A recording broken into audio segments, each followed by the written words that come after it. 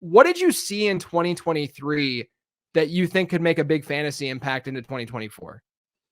Well, I think it's still ongoing from the last couple of years. And we knew, I think, something was going to happen coming out of, 2020 and 2021, the COVID years of the NFL, just the impact of COVID and not really understanding exactly how things were going to regress from those, ultra high scoring seasons. Obviously, we played 1 year without fans. Also, the NFL in 2020 decided to just not call holding. Like, it was a real phantom outlier year. Like, they just were like, hey, like, what if we just don't call holding for an entire year?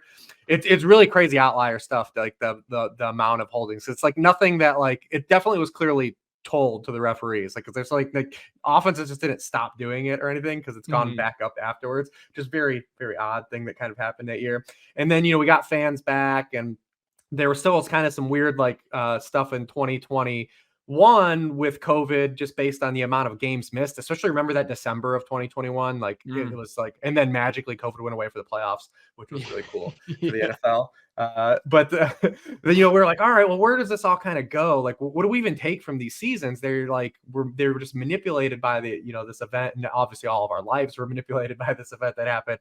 And then we come back out of it, and it's just a disaster in 2022, right? Like, it's just everything bottoms out. We crater off. It's like all this regression hits at once. And we're like, well, what's going to happen now? Like, what do we even take from this, right? Yeah. And I do think that there are some things to take about from it, because now we have a 2-year trend where defenses have had an advantage, and we're waiting for kind of a counterpunch. And I think there's multiple pulling threads here that we'll get into, and I'm sure people have their own, but I'll just highlight a couple, because one, I think, is going to be an ongoing theme throughout the show, which is the mobile quarterback. But first, we'll talk about like the defensive meta right now. The NFL has made a conscious shift league wide, where you're just seeing a lot of passive defense being played.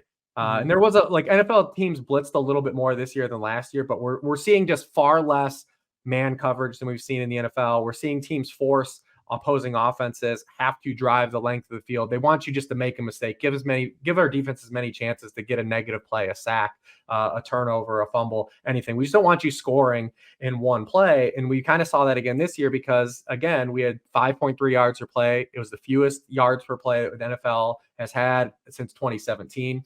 Success rate on passing plays this year was the lowest since 2013.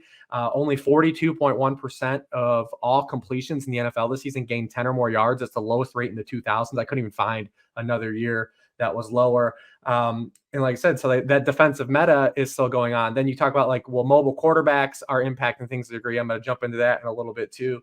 And then offensive line play. But like I said, look at the amount of man coverage just in 2020. Man coverage is being played at 31% of snaps. That goes down to 27.9% in 2021, 24.4% last year, down to 23.7% this year. We're talking a 4-year span where it's almost dropped 10% of passing plays. And from an analyst stance, we're starting to see fewer, remember when we came into the industry and PFF first started, cornerback, wide receiver stuff was kind of everywhere. Right. It was kind of like the next thing people were branching. You don't see any of that anymore, really. Because nobody's playing man coverage. Right. So it doesn't really matter. Right. But you see stuff like cover one, just 4 years ago, the amount of cover one is being played in the NFL on 26% of snaps. That's one every 4 plays, 18.7% this year. It's dropped. Air yards per target went down again. It's still the lowest rate in the 2000s. We saw the highest rate of throws at or behind the line of scrimmage in an NFL season, as data I have, in the 2000s. That's a byproduct. We see things like the middle of the field is open now, because you're getting more of obviously, your grandma knows teams are running more 2 high safeties, right? We joke about it at our text thread because Denny always likes to bring it up. But the middle of the field was open on 44.2% of dropbacks this year. That's the highest rate in the last decade. And what's interesting is we're seeing two teams in the NFL, they're taking deep shots still. The amount of deep throws necessarily aren't decreasing. The efficiency of them are. We're seeing still a lot of the what was the Rockets analytics guy? Daryl Mooney? Was it Mooney? Morey. Morey. Daryl Morey, yeah. So we're seeing a lot of layups and 3-pointers in an offense, an offensive approach right now. The James Harden offense, I guess you would call it, right? Right. We're seeing a lot of that. And what that's kind of done now is we've seen a league-wide increase to tight end targets. I mean, tight end target share is up again, the highest since 2015 this year. It's gone up 5 straight years. Running back targets keep dropping. Again, mobile quarterback stuff. We're also seeing an influx from the college game, again, tied to our mobile quarterbacks. I mean, this year, 71% of all plays were taken out of shotgun, highest rate ever in NFL this year. For context, if you just go back to 2010, we're talking a decade ago, it was 35%. That's crazy. So we're doubled. And you see the average time to throw this year was the highest rate ever, 2.8 seconds. Guys are holding on the football longer. We also see like tied to offensive line pressure rate this year, highest rate since 2010. With the first highest sack rate in the NFL since 1998. First time it was over a 7% sack rate since 1999. And I've done a lot of work on this. If you follow me on Twitter, sack avoidance and understanding that sacks are like a turnover on a drive. I mean, you basically, your scoring chances triple when you don't have a sack on a drive, and your touchdown rates more than double when you don't have a sack on a drive. The thing that happened this year versus last year, though, is where last year teams were like, all right, well, we got a counter punch here. We're going to run the football. Running games are awful this year. It was one of the worst rushing seasons in NFL history. Yards before contact on runs was the lowest rate in the 2000s. They said offensive line and health played a huge deal. Only 9 teams had the same offensive line combo on the field for 50% of their snaps this season. Just 3 were at 75%. 10 teams were at 25% or lower. Only 2 of those teams made the playoffs, Houston and Miami. Props to them for working around all the issues that they had.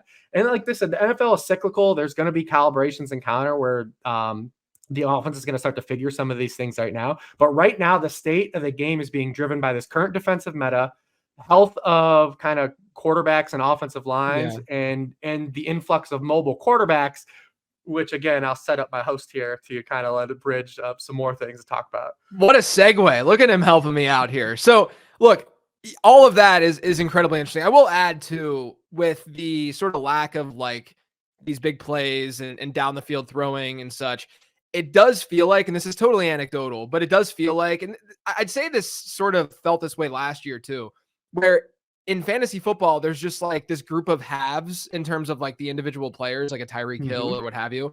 And then there's just a large, massive group of have-nots. And if you don't have the have-nots, or if you don't have the haves rather, and you just have a bunch of have-nots, it's going to be really difficult to win in fantasy football. And essentially we've gotten to a point where, especially like at wide receiver, for instance, you're either going to be a big play receiver who can get by on a 22% target share, but that's becoming rarer and rarer, or you're just getting pounded with the football and seeing a 30% target share. And that's the way that you can sort of make up for that.